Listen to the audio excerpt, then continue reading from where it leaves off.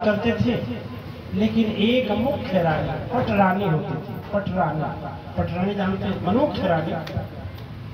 तो पैसे वाले रहते थे तो तमाम कर लेते थे। तो जो पटरानी थी,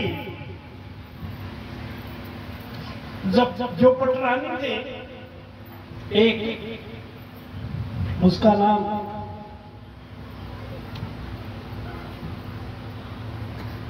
ब्रिजवाला था। तो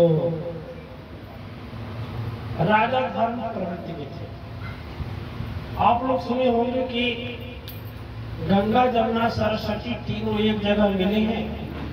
उसका नाम प्रयागराज है, यूपी में पड़ता है। पहले इलाहाबाद था, प्रयागराज हो गया। प्रयागराज है। तो गंगा जमुना मिली हैं और सरस्वती अदृश्य, संगम जिसे बोलते हैं। संगम माने मिलना। जैसे आपके शरीर के अंदर में यहाँ जो ध्यान कराते हैं सदगुरु, यहाँ तो यहाँ इंगला पिंगला सुषुम्ना तीनों मिली हुई है। संगम यहाँ है। यहाँ से जब ध्यान ऊपर होता है तब हम माँ के चरणों की ओर पहुँचते हैं। यहाँ इसके नीचे वाला तो शरीर का भोग भोगने वाला होता है। और यहाँ जब आते हैं तो इंगला पिंगला सुषुम्ना यानी गंगा जमुना सरस्वती तीनों यहाँ आकर मिलती है, जिसे त्रिनेत्र भी कहते हैं। तीसरी यहाँ जैसे आप लोग देखे होंगे माँ शक्ति का यहाँ एक काम होता है, भगवान शंकर को भी यहाँ होता है। आपके पास में तो कैसे खुलता है? जब तीसरी आंख खुलती है तो आंख बंद करके भी आप संसार को देख लेते हैं। आंख बंद करके किसी के दूसरे जन्म की बात को देख लेंगे। आंख बंद करके आप लोक परलोक देख लेंगे। आंख बंद करके सूर्यलोक, चंद्रलोक, ब्रह्मलोक, विष्णुलोक सब भ्रमण कर लेंगे। और तीसरी आंख जब खुल जाती है या जब तीसरा नेत्र खुल जाता है तो आप एक बार आंख बंद करके किसी के विषय में सोचेंगे, आपके पास चला आएगा। जो मांगेंगे तुरंत मिल जाएगा। ठीक है? कह देवी जी सदगुरु के आज्ञा चक्र कहते हैं। सदगुरु के साथ तपस्या करेंगे तो बता दिया जाएगा।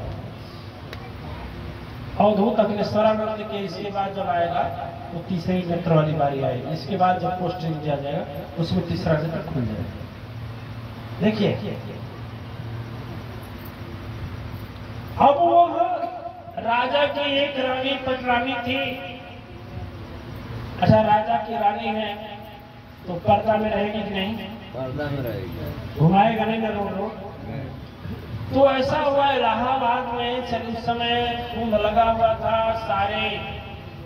सारे के सारे ऋषि मुनि तपस्वी भारत के वहां जाकर के तपस्या कर रहे थे। कहीं प्रवचन हो रहा था, कहीं सत्संग हो रहा था, कहीं भजन हो रहा था। रानी का बड़ा मन इसमें लगा और ऊपर बैठती थी तो झरोखा खोल करके देखती थी नदी के किनारे।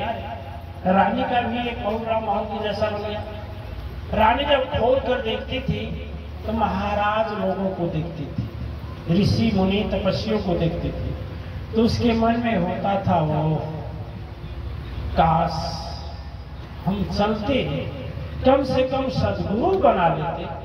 हृदय में भावना प्रकट हो रही है, मिलने की प्रेरणा अंतःकरण से फूट रहा है।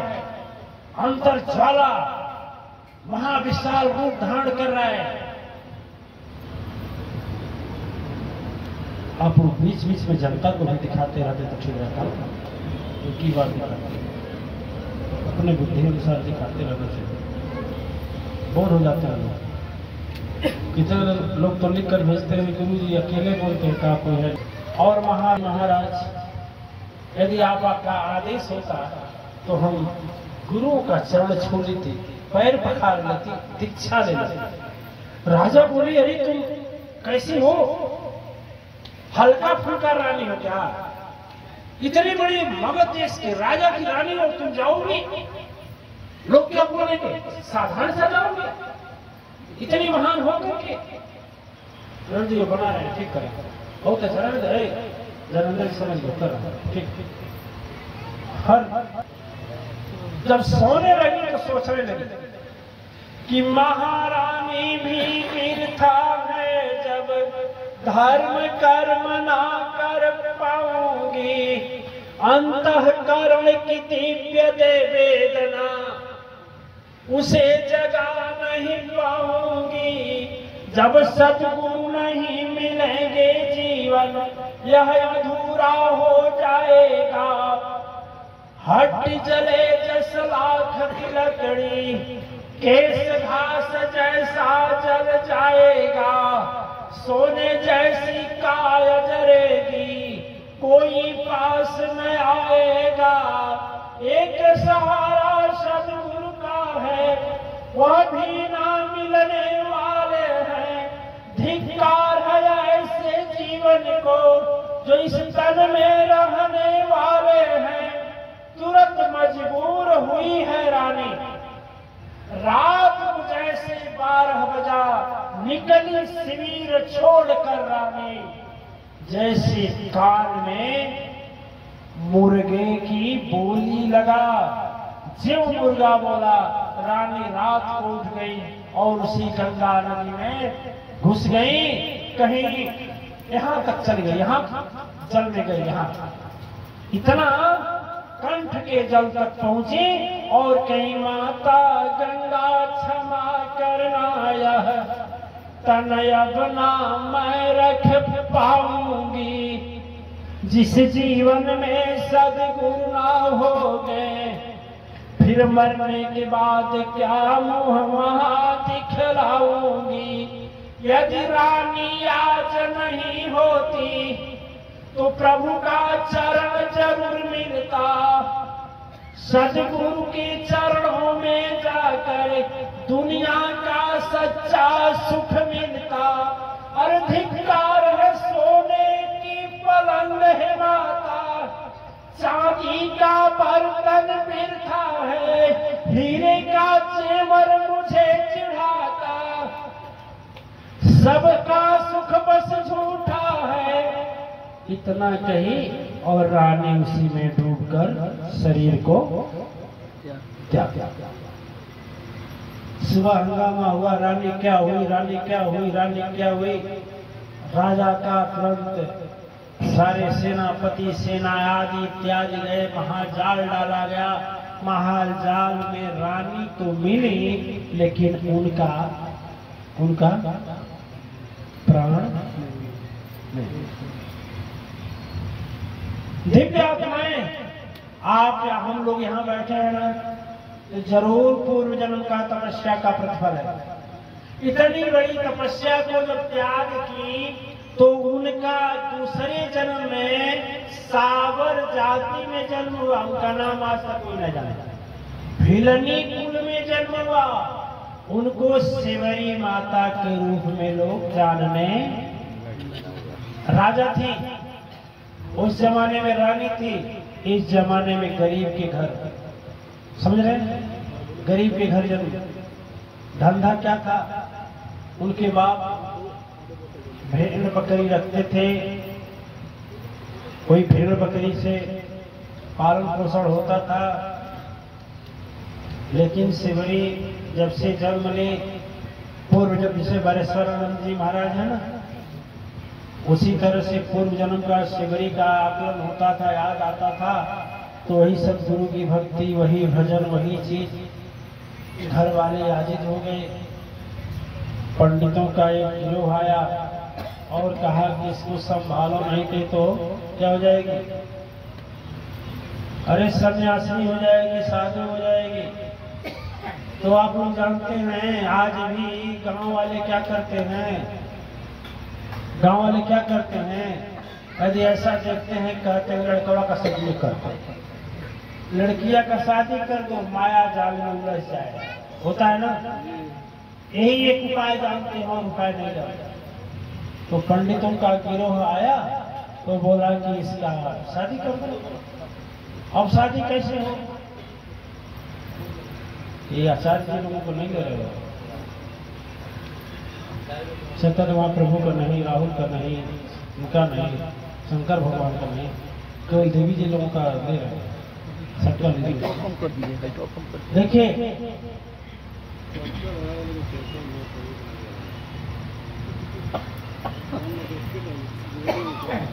अब जब पंडितों का गिरोह यहाँ बताया तो क्या किया,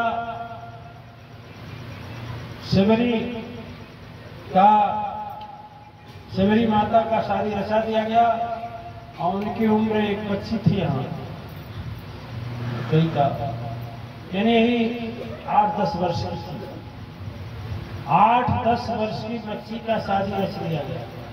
तो 8-10 बच्चे की शादी रच गई तो वह बाराती क्या खाएंगे, तो एक घर में बकरा, मुर्गा, भेड़ा यही सब बंद थे। एक बार की बात थी, बारात आ गई और माँ बेटी का बाल सुझाने लगे। माता बाल झाड़ती है ना शादी के समय, तो बाल जब झाड़ने लगी तो बोली, माँ काहे मेरा बाल झाड़ रही हो? तो बोली, तेरी शादी है ना? कहा मेरी शादी है। कहा शादी? तो कई इस घर में इतने भीड़ बकरी मुर्गा क्यों बन? बोले तुम्हारे शादी में बाराती आएंगे ना, तो क्या खाने को दिया जाएगा? अब देखो उतनी छोटी बच्ची सोच रही मन में, वो सोची कि मेरे कारण आज इतने लोग बेजुबान जीव काटे जाएंगे, हत्या हो। अभी मैं नहीं रहती तो न मेरा ब्याह होता, न इतने जीवों का जान जाता। कितनी बड़ी बात है, सोचना चाहिए। सोचिए, अब वो क्या की, जल्दी से बहाना बनाकर उठी और फाटक खोल दी। किसका फाटक? जानवरों का। आज खोली, भाग चले जाता। फिर भागने में सारे जानवर दिल से दुआ देंगे, कहे कि मेरी जान बचाने वाली, मेरा दुआ बेकार नहीं होगा। जिस भगवान को खोज रही हो उसका दीदार जरूर होगा। अच्छा बताइए, भगवान का आशीर्वाद नहीं लगता है, सबके हृदय का आशीर्वाद लगता है, आह भी लगता है और आशीर्वाद भी लगता है। सारे जीव जितने बंद थे वह आशीर्वाद दिए, हुआ ना? क्या हुआ? जगत के कण कण में भगवान, जगत के कण कण में भगवान, जगत के कण कण में भगवान, जगत के कण कण में भगवान, जगत के कण कण में भगवान, जगत के कण कण में भगवान। और शिवरी माता जब फाटक खोल दी, सारे उसमें से भाग गए। अच्छा, आप लोगों के घर में गाय या भैंस किसी के है का? किसी के घर में गाय भैंस हो? थोड़ा हाथ ऊपर करिए। जिसकी गाय भैंस रही हो कभी रही हो, जानता हो, ठीक है।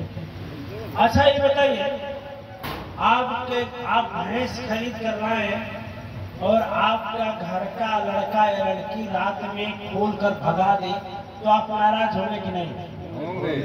बताइए, इतना समझ सकते हैं ना? गाय भैंस नहीं तो भी समझ सकते हैं ना? हैं? आप खरीद कर लाते रहे और वो भगाता रहे, तो ज्यादा नाराज होंगे कि नहीं? शिवरी माता हमारे डर से भाग गई कि मैं इतने लोगों को भगाई हूं, तो माँ भी मारेगी और पिता भी। अब सोच रही है, घर से भाग गई, सोची क्या समय है। एक समय रानी बनी, तो रानी बनने से रोका गया। आयब में छोटी जाति में आई तो घर में रह नहीं पाऊंगी, घर में रहूंगी तो शादी कर देंगे सब, आप बाहर जाओगे तो पाऊंगी कैसे? देखिए, एक बात था कि दिल में मिलने की तमन्ना और तड़पन होना, तो सदगुरु और भगवान बिना कहे खोज कर आते हैं। शिवरी भाग गई जंगल। क्या करें? 12 वर्ष की बच्ची पेड़ पर चढ़ जाती थी, पेड़ पर बैर खाती थी और उसी पर सो जाती थी। पैर को पकड़ कर। कब तक ऐसे होगा? सोचिए कि मन में बात आया कि हमें गुरु को पाना है, भगवान को पाना है। लेकिन अब बात देखिए, थोड़ी बात, ठीक है? अब उस जमाने में जातीयता बड़ी जोर में थी, ठीक है? तुम कौन जाति के हो? अलग जाति। भाग भाग सुना। सिवई बेचारी कहीं कि एक बार में रानी रमी को बाधा पड़ा। आयोग इस समय स्थिति है कि अब जाति बाधा पड़ रही, किसी के पास कोई तो औरत की जात नहीं, कोई अपने आश्रम में रखने को तैयार नहीं, बैठे सोच रही, कहने से आवाज आए काम करके सेवा किया, तो बोली सेवा कैसे करें? तो थोड़ी दूर पर एक ऋषि थे मतंग ऋषि। तो मतंग ऋषि के आश्रम में सेवरी माता रात में जाती थी, झाड़ू लगाती थी, बर्तन मांजती थी, लकड़ी जंगल की सूखी लकड़ी काट करके रख जाती थी। सुबह उठ करके महाराज जी लोग देखते थे कि भाई क्या कौन झाड़ू लगा देता है, कौन लकड़ी रख देता है, कौन बर्तन साफ कर देता है। और रात करके भग जाती थी। तो एक बार